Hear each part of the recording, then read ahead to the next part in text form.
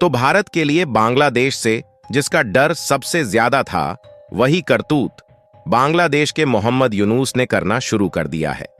असल में देखा जाए तो हम लोगों को पहले से यह बात मालूम थी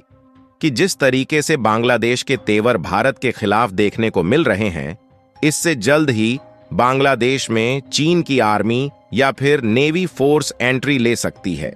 और अगर भारत के पड़ोसी बांग्लादेश में ऐसा होता है तो यह भारत के लिए एक बहुत बड़ा खतरा बन सकता है। लेकिन आपको जानकर हैरानी होगी कि भारत का डर सच में बदल चुका है और बांग्लादेश एक नया खतरा बनकर बम की तरह खड़ा हो चुका है, जो कि कभी भी फट सकता है और उसका सबसे ज्यादा असर भारत पर पड़ेगा। क्योंकि हाल ही में खबर आ रही है कि चीन के नेवी शिप्स बांग्लादेश में पहुंच चुके हैं और यह पहली बार है कि बांग्लादेश की अंतरिम सरकार मोहम्मद यूनुस के बुलाने पर विदेशी जहाज भारत के करीब बांग्लादेश में पहुंचे हैं, और वह भी अपनी नेवी के साथ। आखिरकार जो बांग्लादेश तीनों तरफ से भारत की जमीनी सीमा से घिरा हुआ है और एक तरफ बंगाल की खाड़ी है, और तो और भारत की नेवी और बांग्लादेश के साथ मिलकर इस एरिया की रक्षा पहले से कर रहे हैं, तो बांग्लादेश की अंतरिम सरकार को चीन के जासूसी और नेवी जहाज बुलाने की क्या जरूरत थी? क्या यह भारत के खिलाफ बांग्लादेश के द्वारा रचा जा रहा कोई नया षड्यंत्र है? पूरी डेवलपमेंट इस वीडियो में आसान शब्दों में समझेंगे, लेकिन आगे बढ़ने से पहले इस वीडियो को लाइक करके चैनल को सब्सक्राइब जरूर कर लीजिए, क्योंकि यह आपके लिए 1 सेकंड का काम है, लेकिन इससे हमारी काफी बड़ी मदद होती है। सबसे पहले आप इस मैप को ध्यान से देखिए, जिसमें यह है हमारा भारत देश और भारत के ठीक बगल दक्षिण पूर्वी दिशा में मौजूद है बांग्लादेश। अगर बांग्लादेश के मैप को झूम करके देखें तो हम साफ साफ देख पाएंगे कि रेड वाला जो पार्ट दिखाई दे रहा है, यह बांग्लादेश है। और बांग्लादेश की जमीनी सीमा 3 तरफ से भारत के राज्य से सटा हुआ है, जिसकी कुल दूरी लगभग के 4096 किलोमीटर के आसपास है, जिसमें पश्चिम बंगाल, मेघालय, असम, त्रिपुरा और मिजोरम, यह ऐसे भारत के 5 राज्य हैं जिनका जो बॉर्डर है वह सीधे तौर पर बांग्लादेश से लगता है। यानी कि कहने का मतलब यह है कि इन तीनों दिशाओं से बांग्लादेश को भारत के अलावा और किसी भी देश का खतरा नहीं है। और दूसरी सबसे बड़ी बात यह है कि भारत और बांग्लादेश के संबंधों में केवल थोड़ा दरार ही है, ना कि दोनों देशों के बीच युद्ध छिड़ा हुआ है, जिससे बांग्लादेश को इस बात का डर हो ही नहीं सकता कि भारत अचानक बांग्लादेश पर अटैक कर दे।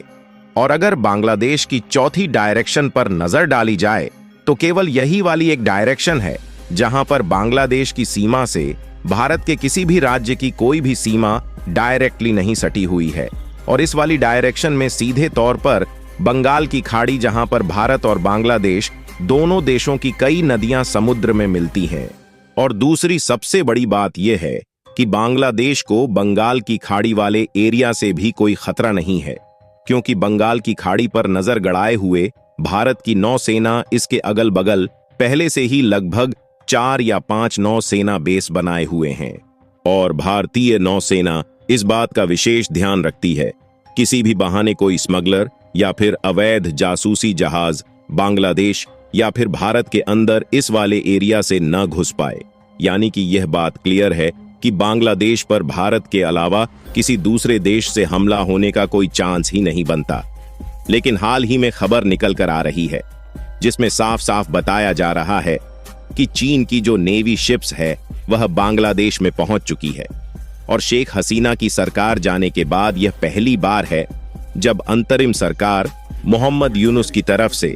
विदेशी बेड़ा को बांग्लादेश में बुलाया गया है। यानी कि कुल मिलाकर देखा जाए तो बांग्लादेश के द्वारा की जा रही यह साजिश भारत के खिलाफ है। इस तरीके से चीन न सिर्फ भारत के बगल में डेरा डाले रहेगा, बल्कि भारत की जासूसी भी करेगा, और साथ ही बांग्लादेश के जरिए भारत में घुसपैठिए भी इंटर कर सकते हैं। क्योंकि बांग्लादेश जब किसी तरीके के जहाज को बंगाल की खाड़ी के रास्ते अपने देश में आने का आदेश देगा,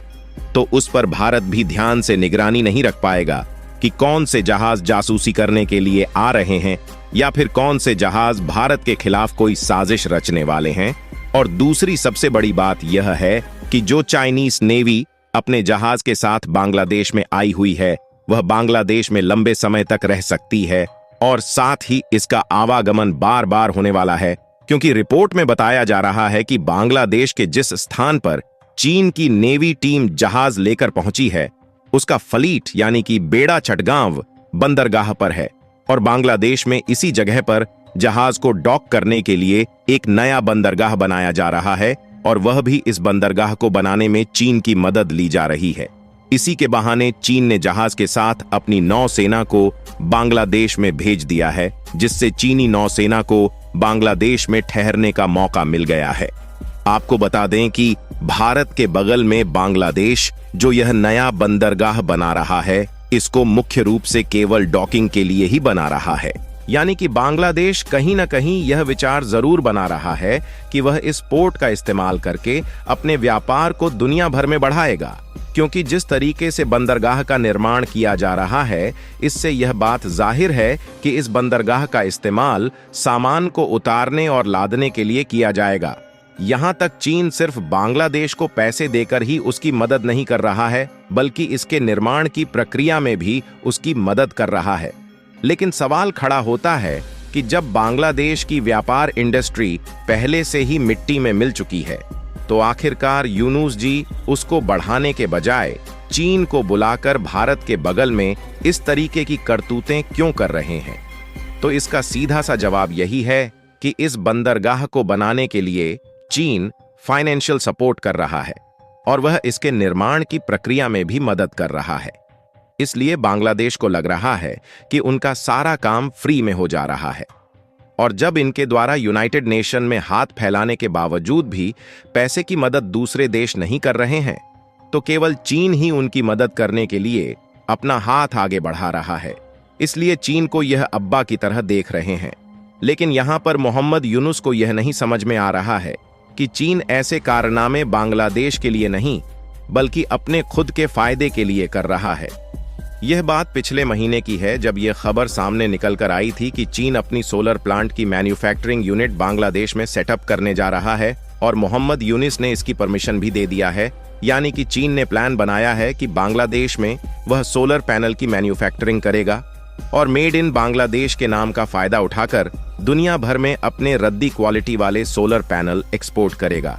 जिसमें यकीनन यह बंदरगाह इसी प्लान के मुताबिक बांग्लादेश के साथ मिलकर बना रहा है,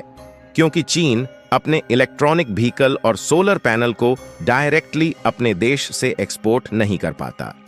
इसके लिए कई देशों ने चीन पर अलग से इंपोर्ट ड्यूटी लगाया है, जिससे छुटकारा पाने के लिए बांग्लादेश का इस्तेमाल चीन करना चाहता है। रिपोर्ट में तो यह भी बताया जा रहा है कि चीनी बेड़ा चटगांव बंदरगाह में 4 दिनों तक रहेगा, लेकिन उसके बाद भी द्विपक्षीय बैठकों के लिए खुले दिनों समेत कई कार्यक्रमों की मेजबानी करेगा, जिससे भारत की जासूसी करना तय है। हालांकि भारत भी पीछे हटने वाला नहीं है, और भारत का जो नौसैनिक बेस है, वहां से इस पर कड़ी नजर रखी जाएगी। जैसे ही जासूसों को लेकर कोई खबर आती है, उस पर भारतीय नौसेना भी कोई कड़ा कदम जरूर उठाएगी, और बाकी जहाजों को आने से भी रोका जा सकता है। आप लोग कमेंट बॉक्स में जय हिंद जय भारत जरूर लिखें। साथ ही इस वीडियो को लाइक करके ज्यादा से ज्यादा मित्रों तक शेयर करें, ताकि यह जानकारी सारे लोगों तक फैल सके। इसी तरह और भी नॉलेजेबल वीडियो देखने के लिए चैनल को सब्सक्राइब करके बेल आइकन को ऑल पर जरूर सेलेक्ट करें। जय जय श्री राम।